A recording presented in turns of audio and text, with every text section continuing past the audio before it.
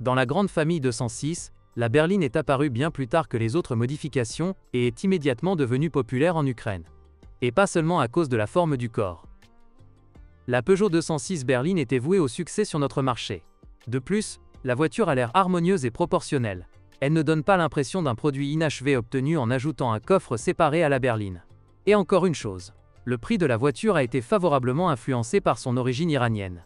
Certes, beaucoup pensent que c'est la raison de la qualité de construction insuffisamment élevée. Par rapport aux berlines et autres modifications, la gamme de moteurs de la 206 Sedan était tronquée. Elle était équipée de 4 cylindres essence de 1,4 litres, 75 chevaux, et 1,6 litres, 110 chevaux. Tous les moteurs étaient équipés d'une transmission manuelle à 5 vitesses, et avec celui de 1,6 litres, vous pouviez commander une transmission automatique à 4 vitesses. Pour une voiture de classe B, l'intérieur de la 206 est étonnamment spacieux. L'avant est libre même pour les personnes de très grande taille. Un conducteur mesurant jusqu'à 190 cm se sent assez à l'aise au volant, grâce au bord inférieur du pare-brise avancé, plus éloigné du conducteur, au toit surélevé et à la vitre convexe de la porte arrière. De plus, l'espace dans l'habitacle est visuellement augmenté par le panneau avant en relief et les garnitures de porte concaves. La banquette arrière est confortable pour seulement 2 personnes, mais le dossier et le siège se rabattent. Lors du choix d'une 206 d'occasion, mieux vaut privilégier les modèles avec un intérieur en tissu classique. Le revêtement en velours se nettoie rapidement. La berline est bien équipée. La version de base était équipée de 2 airbags, d'une radio CD, d'un verrouillage centralisé, d'une direction assistée et de vitres avant électriques. La version suivante était équipée de la climatisation, de vitres arrière électriques, de l'ABS et de jantes en alliage. Vous pouvez donc trouver un modèle d'occasion pour tous les goûts. On fait leurs preuves dans les conditions ukrainiennes. Il est difficile de trouver des voitures de 1,6 litres sur le marché secondaire. Les 2 moteurs digèrent bien l'essence 92. Certes, cela ne signifie pas du tout qu'il peut être de mauvaise qualité. En raison des résines contenues dans le carburant, le 1,6 litres par exemple, avait des soupapes coincées dans les bacs de guidage. Le résultat est des valves pliées et des réparations de tête. Il est conseillé de rincer le système d'injection de carburant à chaque entretien programmé. Des problèmes surviennent avec les blocs de papillon des gaz, les capteurs de débit massique d'air et les thermostats. Après 100 000 km, les supports inférieurs du moteur s'usent et de l'huile s'échappe sous le joint du couvercle de soupape. À propos, sur un moteur de 1,4 litres, faites attention à sa paroi avant au niveau de l'entraînement par courroie de distribution, il ne devrait y avoir aucune fuite d'huile dessus. Sinon, vous devrez changer le joint ou même la tête du bloc. S'il surchauffe, il risque de tomber en panne.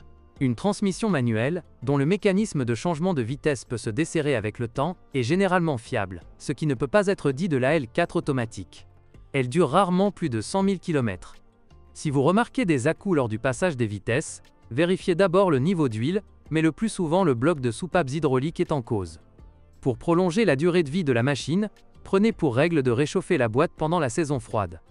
Il est conseillé de parcourir les premiers kilomètres en douceur, en maintenant le régime moteur à 2000 TR min maximum.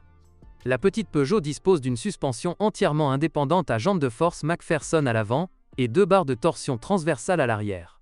Pendant le fonctionnement, le châssis tombe rarement en panne. Son remplacement n'est pas fastidieux.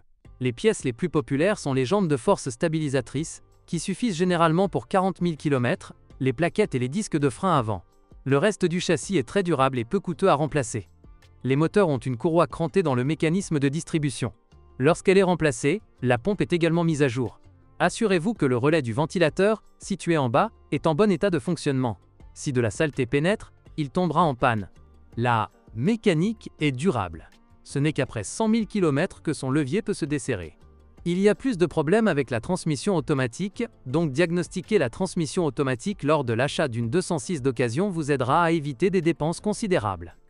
Dans la suspension avant, ce n'est qu'après 40 000 km que les jambes de force stabilisatrices et les embouts de biellettes de direction ou les ensembles de biellettes se font sentir. Les amortisseurs coûtent 100 000 km. Il n'y a rien à casser dans la suspension arrière. Les barres de torsion elles-mêmes sont durables. Les amortisseurs peuvent supporter jusqu'à 100 000 km. La carrosserie est protégée de manière fiable contre la corrosion, il n'y a donc pas de rouille sur les exemplaires qui n'ont pas été accidentés. Mais à cause de l'inaction, ils utilisent généralement une serrure centrale, les cylindres de serrure de porte tournent rapidement au vinaigre.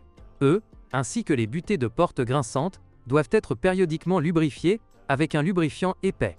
Les équipements électriques sont sujets à des pannes qui, bien qu'irrégulières, surviennent dans le réseau de bord. Les essuie-glaces se morfondent, les ampoules des phares et des lanternes grillent. Si la voiture refuse de démarrer après de fortes secousses ou vibrations, recherchez le bouton d'urgence à côté de la batterie. Cliquez dessus, et le moteur prendra vie.